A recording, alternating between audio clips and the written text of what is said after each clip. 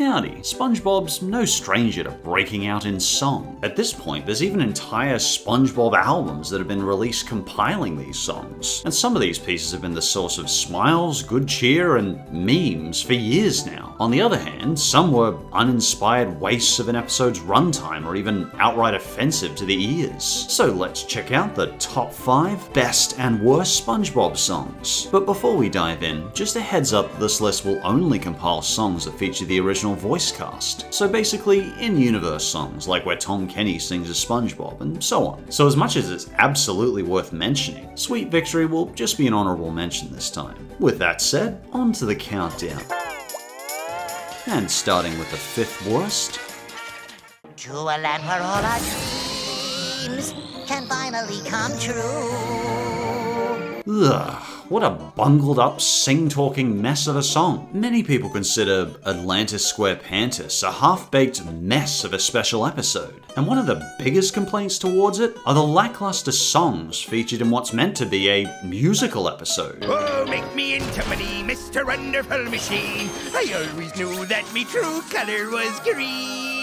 With very few exceptions, these songs are dull and lack creativity in their compositions and lyrics. Fueling the Bus is the prime example of this. In order to get the bus to Atlantis, Spongy and the crew are going to have to sing in order to fuel the bus. As such, the song is meant to be a quick way for the characters to sing about what they're looking forward to seeing in Atlantis. I say sing, but honestly, this is just straight up sing-talking. I can hardly believe that there's a lost city where having smarts is more important than being pretty. And possibly even sing-talking's too generous a term, because their words don't even seem to be in a melodic tone, or even bothering to keep in line with the very vague beat of the song. There's just something so cringy about this song, and it shouldn't be. With 5s and 10s and 50s, and I'll want to be your friend. Because we've got the voice talents of the entire main SpongeBob cast here. The song gives a standard introduction to SpongeBob, then it shifts to Mr. Krabs fantasizing about the riches that can be found in Atlantis, before awkwardly shoehorning in Plankton. We then turn to Sandy, who's excited to have the chance to use their technology to possibly make scientific discoveries, while Squidward comes in soon after as he's excited to see their wondrous art galleries. And right after, Patrick barges in to assure the audience that he is still very much Patrick. And I like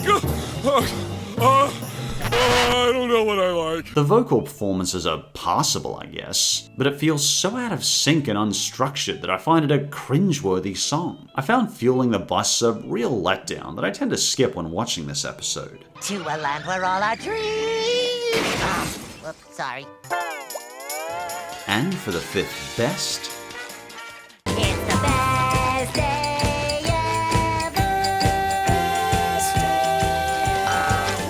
The Best Day Ever isn't the most complicated song, even for SpongeBob. I mean, the lyrics are by no means sophisticated or particularly deep, but it doesn't have to be. It's simply a joyful little ditty that almost anyone can enjoy. And once I first heard it at 9, I've still never managed to get it out of my head. It's like the ultimate earworm. But fortunately, it is a song I don't mind bopping around in my head indefinitely, because it's a nice song. The reason it isn't later on the list is I can easily see someone disliking this song. In fact, I recall my friends Jem and Pie Guy didn't much care for it, and it doesn't help that the episode it was in was less than stellar. But for what it is, it's a decent and dangerously catchy song. It's a kind of ditty that gives me the warm and fuzzies inside. I am so excited, I think I'm gonna explode!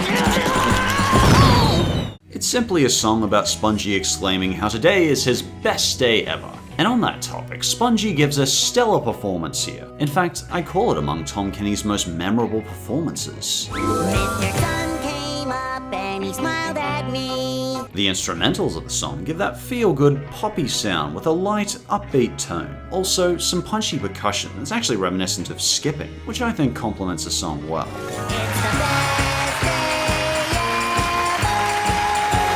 day And I think the 4th worst SpongeBob song is Idiot Friends. Well, with a title like that, how decent can this song actually be? Idiot Friends is an old-timey show tune featuring SpongeBob and Patrick singing about their friendship. And while that sounds pleasant enough, the song itself is bare bones and drab. Who put stars in you so you can save the town? Idiot friends, idiot friends. Idiot friends. The instrumentals feature nothing but a ragtime piano. And the lyrics themselves are as bland and uninspired as an accountant's cubicle birthday party, with SpongeBob simply describing basic things friends do for each other, and Patrick's vocals are just nonsensical gibberish. Idiot friends. Because I guess songs with, you know, coherent singers are for chumps. That being said, while the song might be lacking in terms of creativity, it isn't particularly offensive either. Plus, I'm a schmuck when it comes to these friendship songs, and this one does manage to avoid being too sappy. Idiot Friends isn't horrendous, but I think there's much better SpongeBob songs out there.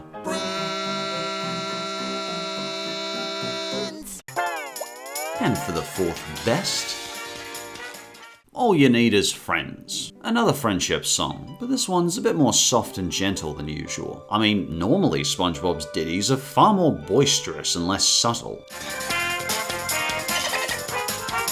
You don't need a plane to fly. Plastic wings may make you cry. So Spongie's singing about how he can still achieve his goals with the help of his friends. In this case, flying high in the sky at water. Spongie gives a far more gentle singing performance that's easy on the ears. And the instrumentals are especially nice too, featuring a harp and a piano that give the song a light feeling. If you want to fly, all you need is friendship. Although it's a shorty running only at a minute, it's a pleasant way to conclude SpongeBob finally getting to fly. There really isn't much else to add. It's simply a noteworthy, cheery little song in the series, with a very unique style that's all its own. You taught me a valuable lesson, although I'm not quite sure what it was. And for the third worst, Goodbye Atlantis. Fueling the Bus represents everything wrong with the music in Atlantis SquarePantis in one song, but Goodbye Atlantis somehow stands as even worse. Goodbye Atlantis is a song SpongeBob sings when the characters are, no surprise, leaving Atlantis, with SpongeBob happy to be arriving home. But the others are just whining that they have to leave. I swear I started cringing from the first sentence of sing-talking. You can't beat Bikini Bottom. No place is so nice. But Atlantis was a fabulous artistic paradise. And again, sing-talking just seemed to consist of talking while kinda sorta rhyming when they feel like it. And it was such a forgettable song that when I was listening, I kept on getting bored and pausing it to check my emails. Even compared to Fueling the Bus, it feels too similar to that song to stand on its own. Goodbye, Atlantis. We're Bikini Bottom bound. Please turn this bus around. And Fueling the Bus certainly didn't need an even more abysmal encore. And having to hear the characters moan through the entire song destroys any merit it might have had. There's no place like Atlantis. I don't want to go back. Bikini Bottom bound. Please don't make us leave. We're Bikini. The only thing special about this special was how horrendously unspecial and garbage these songs were. And for the third best SpongeBob song, Now That We're Men. Now this song gets me jumping. I can't even hear those words without feeling like singing them. There's triumphant songs, then there's the super ultra triumphancy of Now That We're Men. Now that we're men, we have facial hair. Now that we're men. I changed my underwear. Despite the ridiculously huge danger SpongeBob and Patrick are in this movie, the song just pulls me right into the absurdity. They just can't feel like they're in danger when they sing this song. It's such a catchy, upbeat song that I really wanted to see them keep those mustaches. But take a look at what the mermaid did. Ha ha ha! Spongie and Patrick may be crossing through a dark and dangerous chasm, but now that they're, men, nothing will stop them from reaching their goal. The visuals are fantastic too, look at these. Look how alive and interactive with the song that background is, with Patrick and SpongeBob jumping from darkness to fire, avoiding the monsters, because they're men now. And the awesome twist halfway through as the monsters join in makes the fanfare even more triumphant. Now that they're men, they'll be a happy It's a glorious song that is made even more fun for every character and monster that complements it. Unlike the Atlantis SquarePantas songs, this beat is perfectly in sync. Even the dangerous backgrounds are constantly interacting in time with the song perfectly. Spongy and Patrick are just completely absorbed in their newfound manliness. At first, there's a threatening sense of danger from these monsters, but the beat is so good that even they have to join in the song. None of the men, they have become our friends. Now the Men is insanely triumphant and super catchy, and it's easily one of my favorite SpongeBob songs. And I think the second worst SpongeBob song is I Can't Keep My Eyes Off You. So, do you like hearing SpongeBob screaming off key and yelling karate noises for 2 minutes straight, while yelling about the dumbest, most idiotic concept his spongy brain has ever conceived? No? I don't blame you. What were they thinking?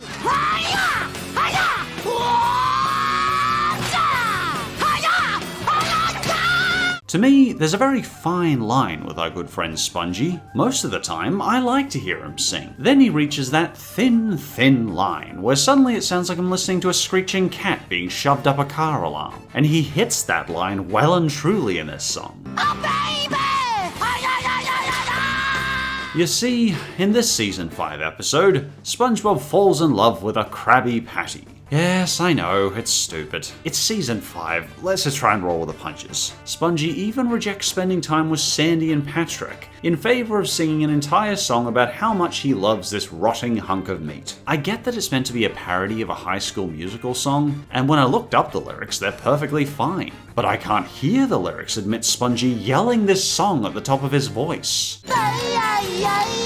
There's only a slightly better effort to keep the lyrics in beat with the song than Atlantis SquarePantas, but not much. If I'd seen High School Musical, maybe I'd think it's a clever parody, but I just can't get by how stupid this whole concept is. SpongeBob, why don't you sing about your love for Sandy, for Patrick? Sing your love for Squidward for Pete's sake, but why a Krabby Patty?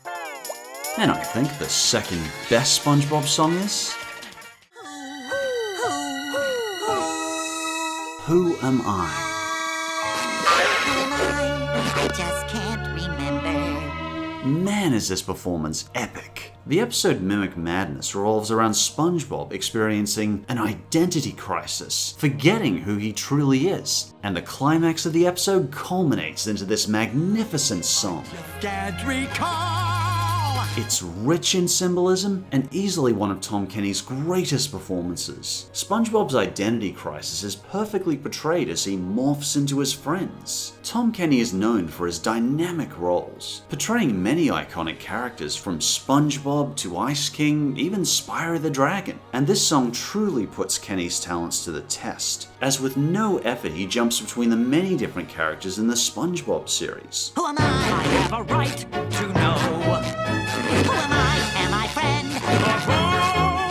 This beautifully complements Spongy's morphing ability, and it's a song that builds excitement as it goes. As we listen, the tension grows as Spongy fights to remember who he is. I don't know what my first name is, but my face is ring a bell. This composition may sound a bit different to you than other SpongeBob songs. That's because this song is a ballad, a genre of music that has never been heard in SpongeBob before or since this. And the instrumentals beautifully capture that dilemma SpongeBob is facing with an incredible amount of passion. I have so many features, it makes it hard to tell.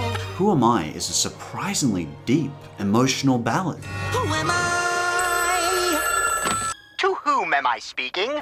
And before we get to the number ones, just some quick honorable mentions. Don't Be a Jerk, It's Christmas. When Christmas is inching closer, I do find this a nice song to be reminded of. Don't Be a Jerk tells us what it's about through the title alone, as it's about SpongeBob singing to the audience about how they should try and be friendly to those around them during the holidays, even if we understandably might not be feeling particularly festive ourselves. This song's a direct but pleasant reminder of why I try not to be a jerk during the holiday months. Goofy Goober Rock and Rip Pants. Both of these songs have amazing vocal performances done by singers portraying SpongeBob, but they aren't Tom Kenny himself. However, as I mentioned, I wanted to stick to the songs that only feature the in-universe voice actors. Sweet Victory. Sweet Victory is undoubtedly an amazing song from SpongeBob, but frankly, it's been talked about to death, by me included. Needless to say though, I think it's glorious. Campfire Song and the Krusty Krab Pizza Song. While these songs are iconic and will probably go down in history as some of the most memorable songs in all of SpongeBob, they resemble more of a jingle rather than a full-blown song. And that's the main reason I put them in the honorable mentions. But they're definitely winners in terms of how memorable and fun they are. Jellyfishing Song. The Jellyfishing Song is pretty harebrained. As I said in the SpongeBob Specials video, basically this song is just Spongy and Patrick singing about how it's the Jellyfishing Song, giving a pretty generic, by-the-numbers performance. And I found the lyrics just repetitive and grating. Jellyfish Jam. You know, I actually think this song could be a nice little alternative intro song for SpongeBob's current main theme. It's just simple and easy on the ears. I think it'd go well. I always find it fun to see an animation where separate sound effects come together and culminate into an entire symphony, creating a nice song. And that's exactly what Jellyfish Jam is. And don't get me wrong, I'm talking about the song at the end of the episode and not the rave music in the middle. That song's called Stadium Rave. Anyway, on to the number ones. And I think the number one worst SpongeBob song is... I know I've said this 90 times already, but I love Krabby Patties. I think that they are swell. They are the best. There's no contest. And now I'm going to yell. Now, here's a question. Does anyone in the known universe not know that SpongeBob loves Krabby Patties at this point? Like, we're all very aware. So to have an entire song dedicated to reiterating to us that SpongeBob loves Krabby Patties, well, it raises an eyebrow. I love Krabby Patties. I think they swell. And for good reason, because this song was purely made to annoy the audience. SpongeBob begins singing about how he loves Krabby Patties, interrupts the song to take an extensive breath, and then loudly yells at the top of his lungs exactly what he just said to us. I'm flying on trees, and oh, I love the way they smell. He's not even attempting to sing, he's just outright yelling, and it's just as ear-piercing as it sounds. And while that alone is bad enough, the song appears a total of 4 times in the episode, meaning we get to hear this song 4 times over. Oh, what a lucky duck I am. Krabby Patties, they're so neat. La la la la la, sweet to eat. La la la la la. Speaks for all of us. And if that wasn't bad enough, the instrumentals of the song aren't even interesting, and sound like they've been copy-pasted from cheap stock indie elevator music. I like Krabby Patties, can you not tell? Krabby Patties, they're so neat. You can't just casually listen to I Love Krabby Patties. Between the annoying vocal performance and the generic, boring instrumentals, I consider this the worst SpongeBob song I've heard to date. La la la la la la la la la la la. And for the number one best,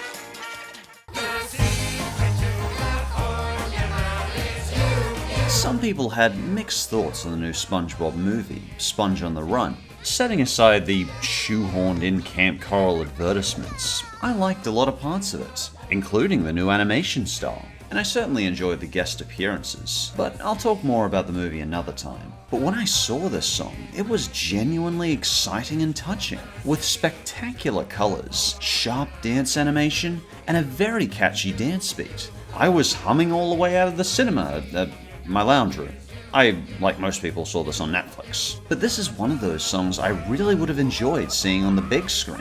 What in the wide, watery world would it be like without you? The crew basically turn a casino dinner room into an acrobatics dance number. The timing and the visuals of this song just feel so pitch perfect. I'm also a big fan of duets, or in this case, a quartet. Both the beat of the song and the SpongeBob voice actors come together to bring this song to life as an energetic, heartwarming piece. You know what made this song most special to me though? The fact that this shining moment wasn't performed by an outside band. No singer took over voicing the crew here. This epic, glorious moment is brought to us by all the main SpongeBob voice actors we know.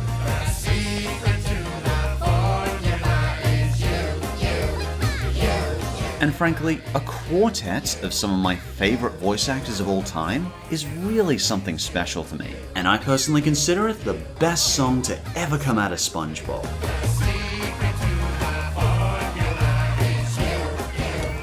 So, got any favorite SpongeBob songs yourself? Some people like the Campfire song or the Krusty Krab Pizza song. Maybe you especially liked Rip Pants or Who Am I like I did. They're all fantastic displays of the musical talent of the team behind this show. And even what I consider a below average song like Attitude of Gratitude has a good theme and a nice message behind it. So with that said, feel free to leave your own favorites or least favorites in the comments below. And as always, thanks for watching, and I'll see you next time.